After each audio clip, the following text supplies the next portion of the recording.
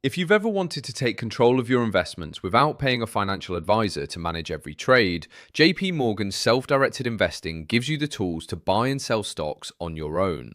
Whether you're investing for long-term wealth, building a dividend portfolio, or trying to take advantage of market opportunities, understanding exactly how to place trades is essential. In this guide, I'll walk you through everything you need to know about buying and selling stocks using JP Morgan's self-directed investing in 2026. We'll cover account setup, funding your account, researching stocks, placing trades, managing your portfolio, and avoiding common mistakes that can cost investors money.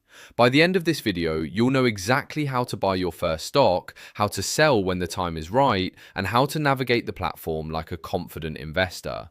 Let's get started. JP Morgan Self-Directed Investing is the brokerage platform offered by JP Morgan Chase. It allows investors to buy and sell stocks, ETFs, mutual funds, options, bonds, and other investments without needing a dedicated financial advisor. One of the biggest advantages of the platform is that it's integrated directly into the Chase banking ecosystem.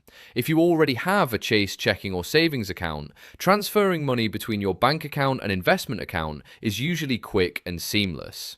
Before you can buy or sell stocks, you'll need to open a self-directed investing account.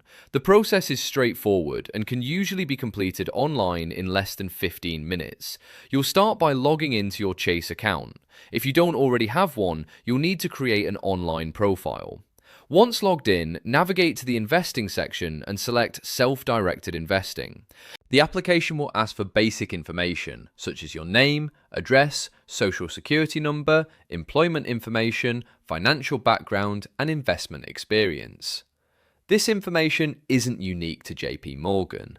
Every regulated brokerage firm in the United States is required to collect this information as part of federal regulations and know your customer requirements. After submitting your application, approval may happen instantly or take a few business days, depending on your circumstances.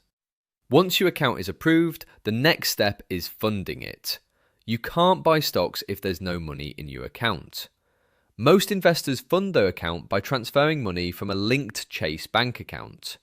You can also connect external bank accounts and transfer funds electronically. When depositing money, it's important to understand the difference between available cash and settled funds.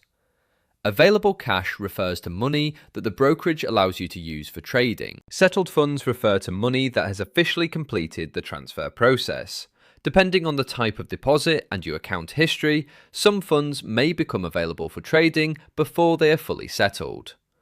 After your money arrives, you're ready to start researching stocks. This is where many beginners make their first mistake. They open the app, see a company they've heard about on social media, and immediately buy shares without doing any research. Successful investing usually involves understanding what you're buying.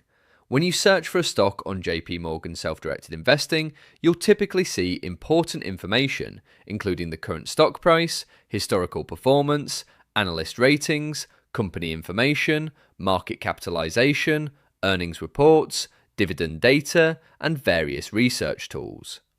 Suppose you're interested in investing in a company like Apple.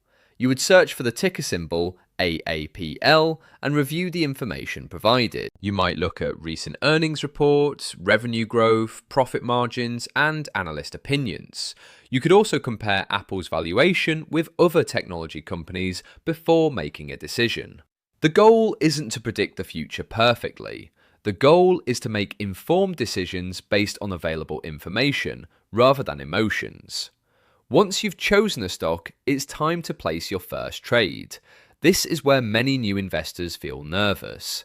The good news is that buying a stock is actually a straightforward process. Start by entering the stock's ticker symbol into the platform's search bar. Select the stock from the search results. You'll then see a buy button. Click or tap buy to open the trade ticket. The trade ticket is where you'll enter the details of your order. The first thing you'll decide is how many shares you want to purchase. For example, if a stock trades at $100 per share and you want to invest $1,000, you could purchase 10 shares.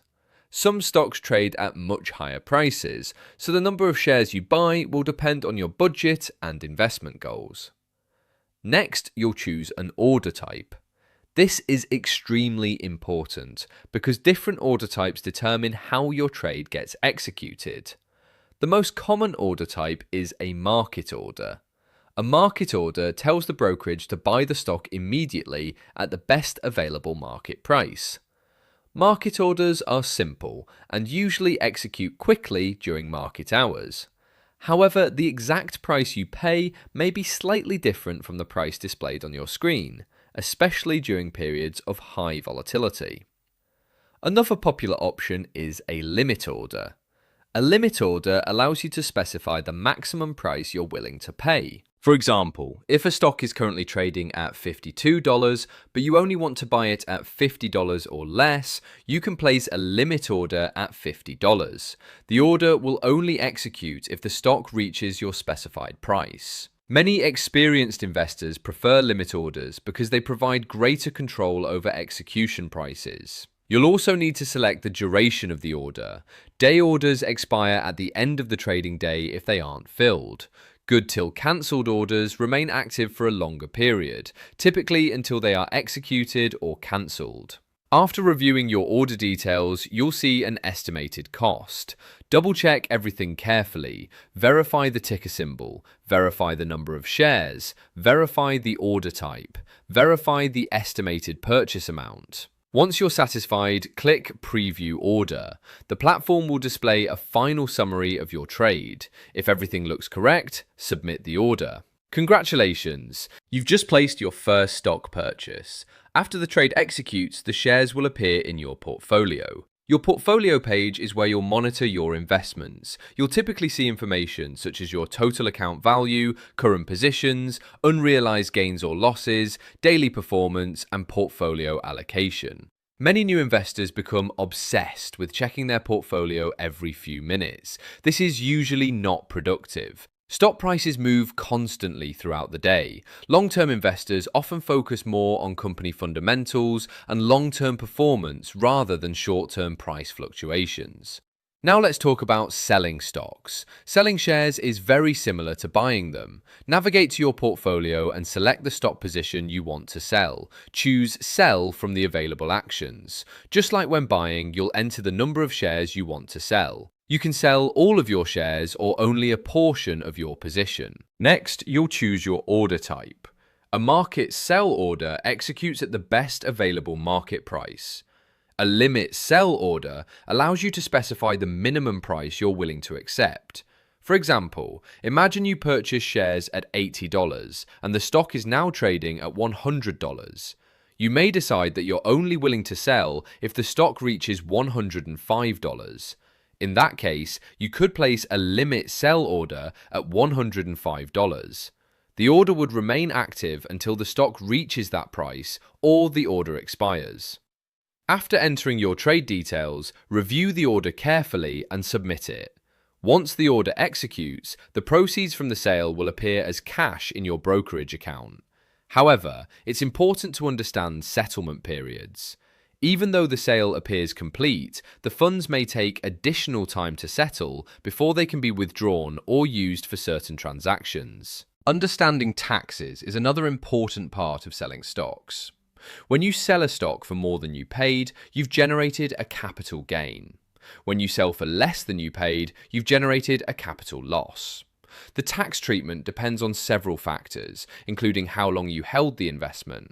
Generally speaking, investments held for more than 1 year qualify for long-term capital gains treatment, while investments held for 1 year or less are considered short-term gains. Because tax situations vary significantly from person to person, many investors consult a qualified tax professional before making major investment decisions. Another feature worth discussing is dividend investing. Many publicly traded companies distribute a portion of their profits to shareholders through dividends. If you own dividend-paying stocks, you'll periodically receive dividend payments in your brokerage account. JP Morgan self-directed investing often allows investors to enroll in dividend reinvestment programs. Instead of receiving dividends as cash, the dividends can automatically purchase additional shares. Over long periods of time, dividend reinvestment can significantly increase portfolio growth due to compounding. Let's talk about risk management, because this is where many investors either succeed or fail. One of the biggest mistakes beginners make is investing all their money into a single stock. No matter how confident you feel about a company, concentrating too much money into one investment increases risk dramatically. Diversification helps reduce risk by spreading investments across multiple companies, sectors, and asset classes. Instead of investing $10,000 into a single stock, many investors choose to spread that money across several investments. Another common mistake is emotional trading. When stocks rise rapidly, inexperienced investors often feel fear of missing out and buy at elevated prices. When markets decline, the same investors panic and sell at losses. Successful investing usually requires discipline. Having a plan before you buy a stock can help you avoid emotional decisions later. Ask yourself why you're buying the stock. What is your investment thesis? How long do you plan to hold it? Under what circumstances would you sell? These questions can provide clarity during periods of market volatility. You should also familiarize yourself with extended hours trading. The stock market normally operates during regular trading hours, but some brokerages provide access to pre-market and after-hours trading sessions. While extended hours trading can create additional opportunities, it often comes with lower liquidity and wider bid-ask spreads. That means prices can move more dramatically and execution may not be as favorable as during normal market hours. For most beginners, regular market hours are usually the simplest place to start. Another useful feature available on many modern brokerage platforms is watch lists. A watch list allows you to monitor stocks without purchasing them immediately. Instead of rushing into trades, you can track companies over time and observe how their prices react to earnings reports, economic news, and broader market trends. This habit can help improve your understanding of market behavior. It's also important to review your account security settings. Because brokerage accounts contain financial assets, protecting your account should be a top priority. Use a strong password.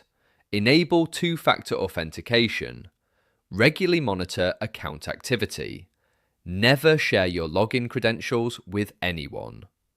Cybersecurity may not be exciting, but protecting your investments is essential. As your investing experience grows, you'll likely encounter additional features such as options trading, margin accounts, bonds, and mutual funds.